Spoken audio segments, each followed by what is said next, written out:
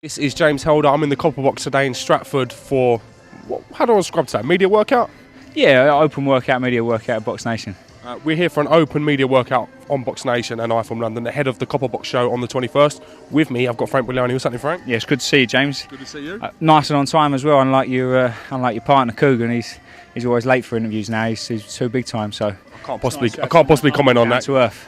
Thanks, Frank. I appreciate it.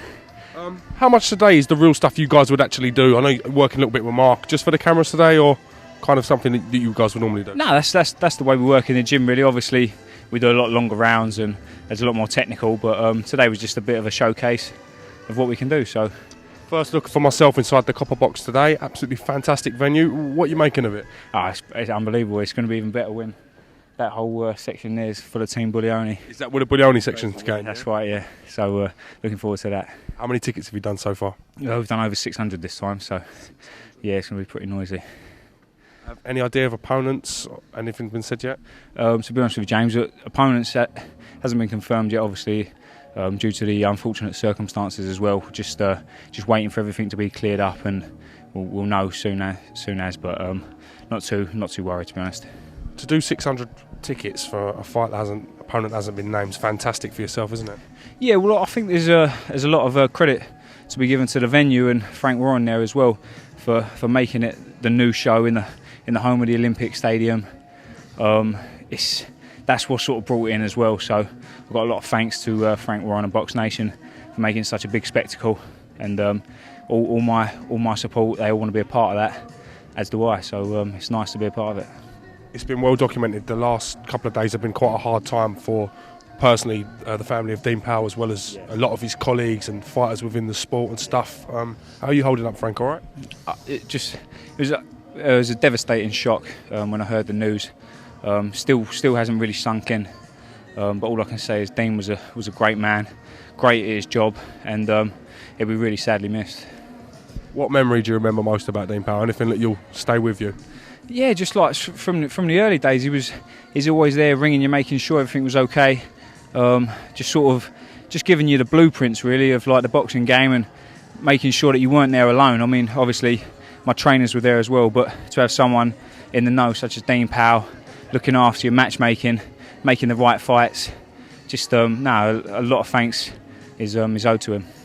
People out of boxing might not realise just how many people deal in contact with Dean Powell from a day-to-day basis, and how many people's lives and careers he's affected and guided. You know, it's a lot of years.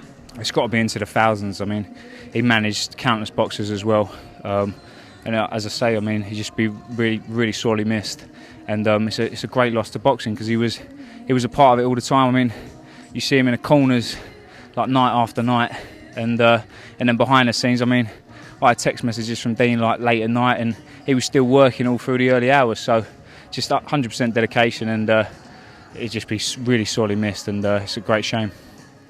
Coming back to the boxing now, this will be your 10th pro fight going in. You feeling good? You feeling like you're getting enough rounds under your belt now? Yeah, I'll get in the last fight. I wouldn't say a hiccup because I've taken the positives from it. Was that against Sonko? The Sonko fight? Yeah, the Sonko fight. I've taken the positives from it, and I think that done me the world of good, getting those valuable rounds. Almost through like a sticky patch in rounds 5 and 6, and then come back strongly from it. So I've got the confidence to move on from that. And I've implemented the changes in sparring, had some big strong guys throwing big shots at me, and making me move my head, making me block the shots, because they're the shots you don't want to be taking. And as I step up, that's going to be the deal breaker if I'm getting caught with those big shots off guys that can punch. So I've been really working on certain aspects, and I'll be looking to bring it onto the table in September 21st. A lot of people spoke between a potential rivalry between yourself and another British prospect, Callum Smith. Yeah. A lot of people looking at how he dealt with Sonko last week in terms of maybe you had a harder night with him. Yeah. What are your thoughts on that, Frank? Oh, well, that's fair enough to say. I mean, he obliterated the guy in one round, and it took me 8. But styles make fights, and certain nights, certain things. But I won't make excuses. I'll be looking at Callum Smith in sort of 8, 12 months' time, hopefully for a title, and he'll either go the distance or I'll stop him. That'll be the. I was just going to come into that. Do you think this fight, as it builds, it could go into being a big fight? Just for example, we've got Billy Joe Saunders versus John Ryder. that fight in itself, it's now happening. Do you think yourself could go that way with Callum Smith, that kind of route? Yeah, without a doubt. Callum Smith's a great talent, and he's continuing to impress along his trail.